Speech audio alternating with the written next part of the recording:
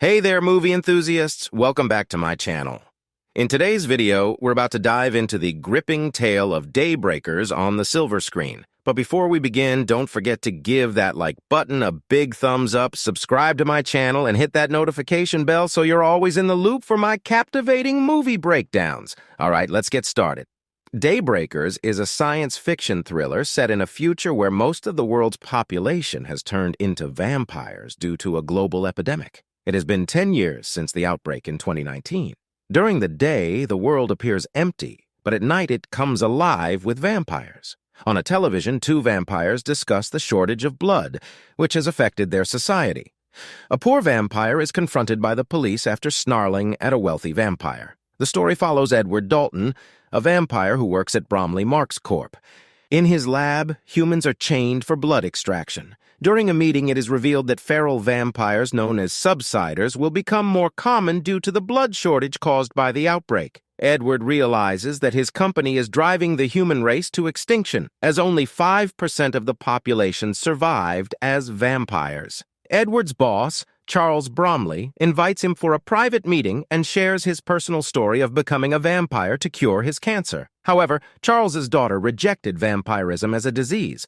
Charles asks Edward to test a blood substitute to save humanity. Edward's lab partner successfully tests the substitute on animals, but the outside world deteriorates due to the blood crisis, leading to increased crime. They decide to test the substitute on a vampire patient, but it has severe side effects. The patient vomits and develops boils. Shockingly, the vampire explodes, leaving Edward horrified.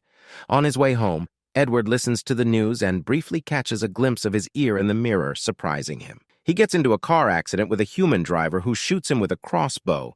Realizing they are human, he helps them escape the police by directing them and activating his car's protective mode. Back at his apartment, Edward's brother, Frank, visits him after months of absence. Frank gives Edward a bottle of human blood as a birthday present, but Edward refuses to drink it. They argue about the blood substitute and its impact on hunting humans. Edward pours the blood down the sink, angering Frank. Suddenly, a feral vampire breaks into their house, leading to a fight. Edward and Frank eventually kill the vampire and call the police. The police advise Edward to enhance his security, and during the investigation, they discover that the vampire was once a gardener named Carl, whom Edward knew.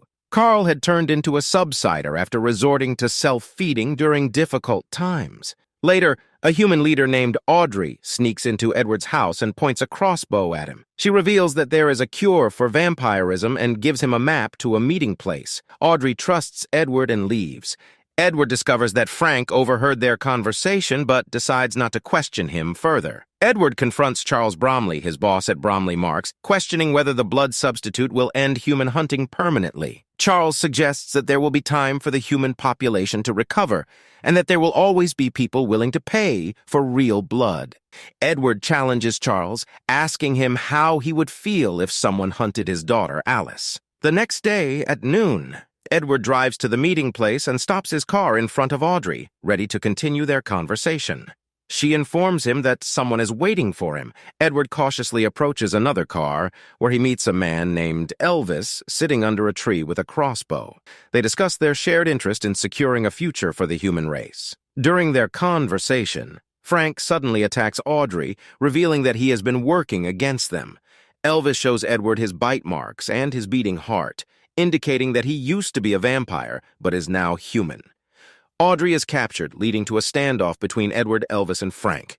However, Audrey manages to knock Frank unconscious. The three quickly get into Edward's car and drive away while being pursued by reinforcements who shoot at their vehicle. Elvis skillfully drives through a hole in the windshield, shielding Edward from sunlight. More armored vans appear, but Elvis takes a risky move by driving over a destroyed bridge, causing the pursuing tanks to crash and explode.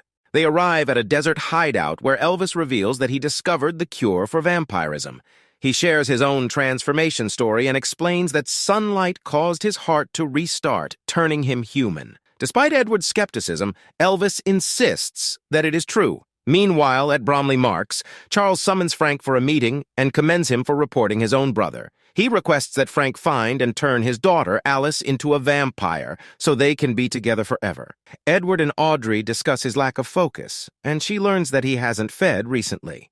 To save him, Audrey cuts her hand and forces Edward to drink her blood. They arrive at a human shelter, but Edward feels uneasy. It becomes evident that he desires to become human again as he admires the shelter and its inhabitants. The shelter is located in the cellar of an old vineyard, and Edward is brought to a vampire politician who aims to rebuild the human race. They plan to bring back humans on a larger scale, but fear that Charles would exploit the cure to create more human farms. With the price of blood increasing, vampires grow increasingly desperate. A man attempts to steal blood, leading to a violent clash between vampires and policemen. Edward discusses his transformation with Elvis, who reveals that if blood is separated and exposed, nothing happens. The body can only change back to human form under specific conditions. Edward explores and finds an airtight fermentation tank that could help prevent vampires from burning in sunlight. Allison and a human driver named Jarvis head towards the vineyard with a group of humans in caravans. They're ambushed by vampire hunters who shoot tranquilizer darts, incapacitating the humans. Jarvis is struck in the heart with an arrow, causing the vampires to explode upon being staked. However, all the humans are eventually knocked out, and Allison manages to send out a distress call before being tranquilized. Frankie traces the radio signal. The vampire senator provides a new hiding place for the humans, but Edward is determined to test the experiment that could make him human again. Elvis decides to stay with Edward. At Bromley Marks, Alice regains consciousness in the lab. Charles talks to her, expressing his admiration for her beauty and growth. He hugs her, but she stabs him in the gut before trying to escape in an elevator. Frankie knocks her out. As noon approaches, Edward prepares to test the fermentation vat and attempt to become human. Audrey touches him, and he feels warmth. While preparing the vat, tanks arrive at the vineyard ready to capture them. Edward ignites and bursts into flames, but the fire extinguishes when the tank becomes airtight. He heals but remains a vampire. They try again, monitoring his heartbeat with an EKG monitor. Edward exposes himself fully and successfully revives as a human. Vampire hunters arrive, but they don't find the trio. Frankie and Charles have a conversation, and Frankie is sent to Alice. Charles turns Alice into a vampire, claiming it is true freedom. He feeds on her and leaves her to transform on the ground. Edward steps into daylight for the first time in a decade, and the group plans to go to the senator's cabin. However, they discover that everyone has been captured or killed, and the senator has been staked. Edward believes he can save them and decides to take them to his lab partner, Chris. Charles visits Alice, who refuses to consume blood ratios and instead feeds on herself. She tries to force Charles to drink her blood, but he refuses in disgust. Alice begins to lose her grip on humanity and starts turning into a subsider. As blood becomes scarce, the rise of subsiders becomes a bigger concern than finding blood. Vampire police capture and imprison individuals who could potentially become subsiders. The imprisoned individuals are shown in a half-transformed state and treated like slaves. The remaining vampires are disgusted and fearful of becoming subsiders themselves. The subsiders are eventually thrown into the sun and burned to ashes. Without protection from sunlight, vampires disintegrate into dust. Allison disappears completely, leaving the vampires in shock. Frankie becomes disillusioned with his vampire life and decides to help his brother, Edward. Chris, Edward's lab partner, discovers a substitute for blood and excitedly returns home. To his surprise, he finds Edward, Elvis, and Audrey in his living room. Edward reveals that he has become human again and explains that they now have a chance to restore things to how they used to be. Chris is astonished and asks how Edward was cured. Before Edward can answer, the phone rings. Chris hesitates, but upon Elvis's urging, he answers the call, claiming it's his ex-wife and stepping into another room. Instead of seeking a cure, Chris sees his substitute as the solution for the future. Vampires storm the building and capture Aubrey while Edward and Elvis fight back and escape through a back door. They enter the subwalk with Frankie following closely behind. Frankie saves them from a subsider. Frankie explains that he turned Edward into a vampire to save his life, knowing that humans would be hunted for food. Frankie wants to help Edward, but his thirst for blood leads him to feed on Elvis. Surprisingly, once Frankie feeds on Elvis, he turns back into a human. Edward is shocked by this discovery and realizes that cured blood can turn vampires back into humans. Edward returns to Bromley Marks to rescue Aubrey. He triggers all their sensors and finds Aubrey held captive, forced to bleed to fill Charles's cup. Edward confronts Charles and tells him that he doesn't want to die. He confesses that he never realized being a vampire was the key to immortality.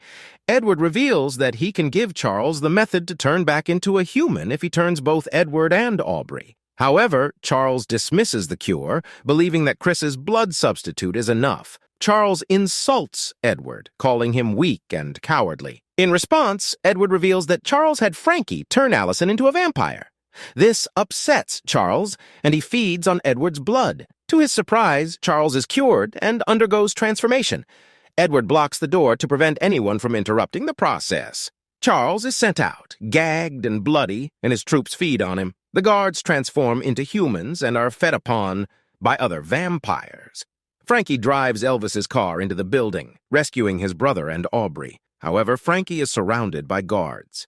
He sacrifices himself, allowing the guards to feed on him until he dies, and they are all cured. Edward stakes a guard who tries to grab Aubrey, and they escape the building. The city falls into a feeding frenzy as the cure rapidly spreads. Edward and Aubrey witness the streets, flowing with curative blood. Only 3 human guards remain alive. Chris arrives and kills them, fearing the spread of the cure. However, Elvis arrives and stakes Chris.